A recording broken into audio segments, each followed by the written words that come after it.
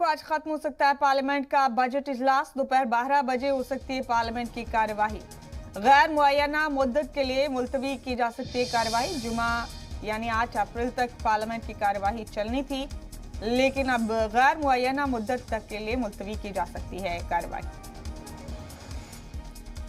बड़ा अपडेट आपको दे रहे हैं, आज पार्लियामेंट का बजट सेशन भी खत्म हो सकता है। ये बड़ा अपडेट आपको दे रहे हैं। दोपहर 12 बजे पार्लियामेंट की कार्यवाही शुरू हो सकती है। वहीं गैर मुअय्यना मुद्दत के लिए मुलतवी भी किया जा सकता है इसे। जुमे को 8 अप्रैल तक चलनी थी पार्लियामेंट की कार्यवाही। बड़ा अपडेट इस वक्त का देख रहे हैं।